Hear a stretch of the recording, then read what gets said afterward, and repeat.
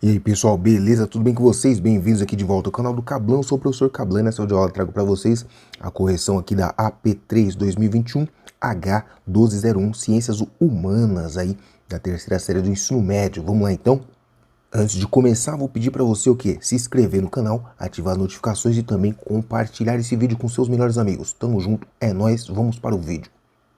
Muito bem, olha aí, atividade 1 na tela, leia o texto abaixo. A Declaração dos Direitos do Homem e do Cidadão foi votada e aprovada na Assembleia Nacional Constituinte na França em 1789, 26 de agosto, no final do século XVIII, muito bem, e os 17 artigos, legal. Vamos ver aqui a pergunta, é muito texto aqui. Muito bom, legal, bacana. Com base nesse texto, a Declaração dos Direitos do Homem e do Cidadão fez parte de um contexto que desenvolveu estratégias militares a fim de garantir a estratificação social, fortaleceu os vínculos entre os setores da sociedade estamental, modificou o poder político de forma a manter os direitos hereditários da sociedade, pacificou governos rivais de forma a beneficiar economicamente diferentes sociedades, reorganizou práticas políticas baseadas na ampliação de direitos individuais nas sociedades.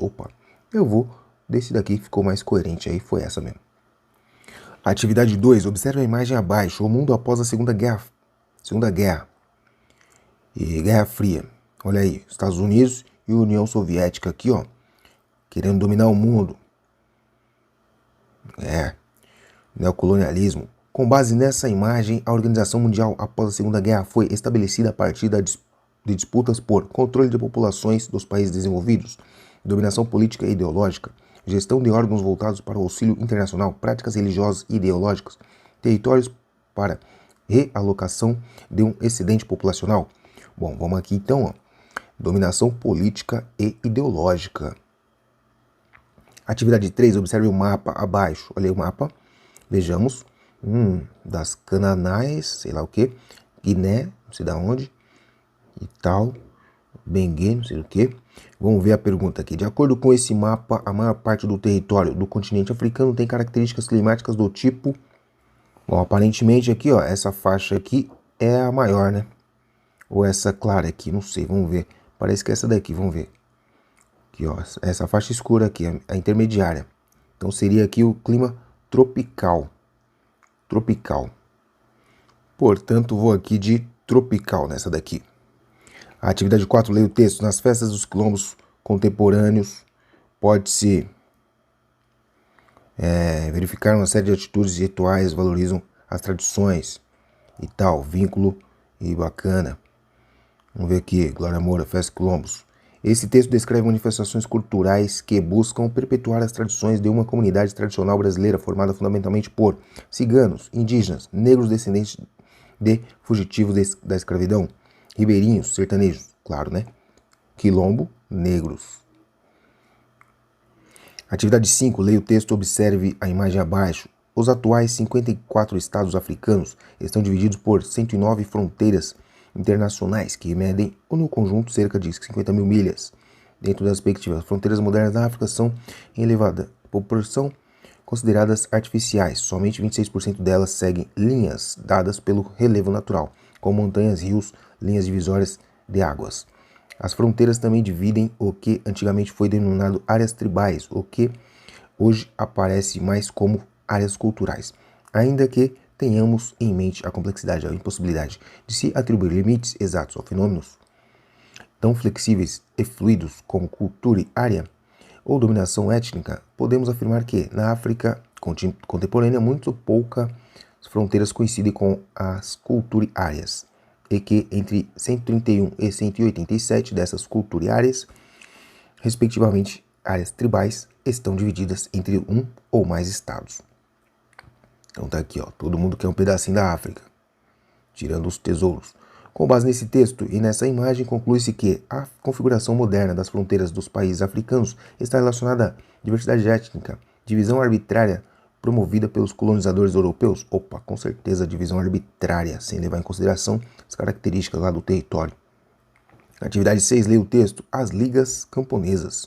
As ligas camponesas foram um movimento de luta pela reforma agrária no Brasil, iniciando na década de 1950 e tal. camponesas e tal, e beleza, e legal. O Juscelino Kubitschek, bacana, e legal, e legal. Bom, movimentos sociais no campo, tá aí o pessoal aí, casa inchada. De acordo com esse texto e com essa imagem, as ligas camponesas que configuram como movimento social que batalhava por transformações na realidade da população rural, buscava mecanização industrial para o trabalho da população rural, enriquecia grupos políticos ligados à urbanização, favorecia a atuação do poder público ligado à indústria, negociava com grandes empresários as terras para a população rural. Bom, então vamos aqui, batalhava, né, por transformações na realidade da população. Atividade 7. Leia o texto, observe a imagem abaixo. Operários. Nos primeiros anos da década de 1960, cresceu a participação dos sindicatos e se realizaram grandes greves, uma delas com 400 mil trabalhadores ferroviários, marítimos e portuários parados, exigindo equiparação com os salários dos militares. O movimento operário se manifestava crescentemente por objetivos políticos. No episódio da renúncia do presidente Jânio Quadros, fez-se uma greve geral em apoio à posse de João Goulart. Em 1962, foi criado o Comando Geral dos Trabalhadores, que passou a coordenar as articulações intersindicais. O CGT atuou um movimento grevista importantes. O comício pelas reformas da base do governo do então presidente João Goulart. Com base nesse texto e nessa imagem, o Brasil, na década de 60, os sindicatos iniciaram o domínio das instituições políticas na sociedade, intensificaram a participação na política e economia internacional, interferiram nas medidas políticas internacionais voltadas ao povo, ocuparam espaços de luta política e sociais pelas causas populares, participaram de golpes. Então vamos aqui de ocupar aqui, né, espaços de luta política e social pelas causas populares. Atividade 8, observe o mapa abaixo, tá aí de novo o Índice de Desenvolvimento Humano da África. Muito bom. Divisão Regional da África. Legal. De acordo com esses mapas do continente africano, verifica-se que, no ano de 2014, a África Ocidental era mais desenvolvida que a África Meridional. A África Oriental possuía os países com IDH mais heterogêneo. Os países com baixo IDH eram maioria no território da África. Os países mais desenvolvidos estavam situados na África Setentrional. Os países que compõem a África Central possuíam mesmo IDH. Então observe novamente o mapa aqui, ó. Essas regiões mais escuras aqui é o IDH médio. Essas mais clarinhas aqui, ó, é o alto IDH. Então o alto IDH está aqui nessa parte aqui de cima, né? Legal. Sem dados. Então vamos ver aqui essa outra aqui, ó. A divisão regional da África. Essa parte aqui de cima aqui é a África o quê? Setentrional, tá? Então setentrional comparado com a meridional, ela é mais desenvolvida. Vamos ver aqui. Então a África Ocidental era mais desenvolvida que a África Meridional. A África Oriental possuía os países com baixo DH, eram a maioria do território da África. Os países mais desenvolvidos estavam situados na África Setentrional. Sim, com os maiores IDHs, né? Tá na parte setentrional, que é lá em cima. A atividade 9 lê o texto abaixo. Juntamente com o Oriente Médio, Sudeste Asiático e algumas regiões da Índia, a África vem adquirindo cada vez mais relevância no chamado mundo islâmico. O islamismo entrou no continente africano a partir dos países da África do Norte, como Marrocos e Egito, que foi uma das primeiras regiões a ser conquistadas pela expansão inicial árabe islâmica. Esse texto descreve a expansão de uma religião no continente africano, representada pelo crescimento da população de crença budista, hinduísta, muçulmana, né? Muçulmana.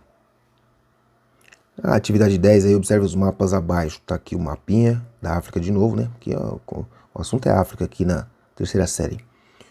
De acordo com esses mapas, no clima tropical úmido, qual tipo de vegetação é predominante? Ó, analisando aqui o mapa aqui, ó, você vê que a região aqui do clima tropical úmido é aqui, ó, toda essa região aqui, clima tropical úmido, mais um pedacinho aqui. Então, vamos ver no mapa da vegetação o que tem predominância aqui nessa parte do mapa. Olha aí pelo mapa, ó, aquela região lá que era mais ou menos aqui, né? Tem um pedacinho aqui, um pedaço aqui e vinha toda essa região aqui, ó. Isso aqui é savana, pelo que dá para ver pela cor aqui, ó. Savana, não é a mais clara nem a mais escura. Savana. Logo, vamos de savanas. 11. Leia o texto abaixo. Ditaduras na América Latina. As ditaduras na América Latina estabeleceram no período em que a ordem internacional sofria pelos enfrentamentos da Guerra Fria. Na época, os Estados Unidos desenvolveram uma série de mecanismos de combate ao expansionismo comunista. Já nos anos 1950 foram estabelecidas pelas autoridades do país doutrina de segurança nacional. Neste contexto, notadamente, a partir da Revolução Cubana e da ascensão do governo comunista, Estados Unidos viram se intensificar a vigilância sobre a América Latina. Tal preocupação originou, por exemplo, a Aliança para o Progresso, programa instituído por Washington conjuntamente a diversas lideranças latino-americanas, através do qual buscava-se melhorar os índices. Vamos ver aqui. De acordo com esse texto, as ditaduras na América Latina foram idealizadas em meio à disputa pela adesão política a ideologias mundiais divergentes, a escolha ideológica em religiões, expansão de fronteiras territoriais, prática cultural unificada, variação de modelos econômicos de mercado. Variação de modelo, as ditaduras, adesão política e ideológica, ideologias mundiais divergentes. Bom, vamos aqui de variação do modelo econômico, não, vamos ver aqui, adesão política a ideologias mundiais divergentes. A ideologias mundiais divergentes, né? Comunismo e capitalismo, Estados Unidos e Rússia. Atividade 12, leia o texto, observe o gráfico abaixo. Depois do AI-5, em 1968, a tortura se tornou um instrumento de interrogatório sistemático, com recurso pessoal e instalações de instrumentos próprios. Isso começou com o AOBAN, montada em São Paulo, em meados de 1969, generalizou pelo país a criação do sistema DOI-CODE, aos métodos tradicionais herdados do Estado Novo. 10 presos políticos foram levados ao salão diante de uma plateia de sargentos, tá? Legal. Denúncias de tortura. Em 64 não teve, aumentou bastante aqui durante o golpe, durante a era militar. Com base nesse texto e nesse gráfico, o Estado, por meio das leis e práticas instituídas ao longo da ditadura civil-militar no Brasil, acionou guerrilhas socialistas para apoiar o regime, buscou apoio governamental em países socialistas, contrariou os direitos humanos utilizando seus agentes, com certeza, né? Contrariou os direitos humanos aí, praticando a tortura. Dialogou com as necessidades da população, representou organizações governamentais. Leia o texto abaixo. Cidadania nos anos 1950, sindicatos, legislação trabalhista. Quando, em 1950, Vargas foi eleito presidente da República, forças antigo-getulistas que estavam com uma vitória certa acusaram o povo de não saber votar, mas o povo sabia exatamente o que fazia e por isso cantou a volta do GG em várias marchinhas de carnaval. Mas o segundo governo de Vargas, transcorrido sob regime democrático, frustrou uma boa parte das expectativas. Foi um período de alta... Deixa quieto, cadê a pergunta? Com base nesse texto aí, no segundo governo de Getúlio Vargas, ocorreu a estabilização, organização, regulamentação, reivindicação, valorização. Então, regulamentação de guerrilhas, movimentos trabalhistas em torno das suas necessidades. Organização dos movimentos trabalhistas, né? Porque foi o Vargas que melhorou as condições aí de trabalho, né?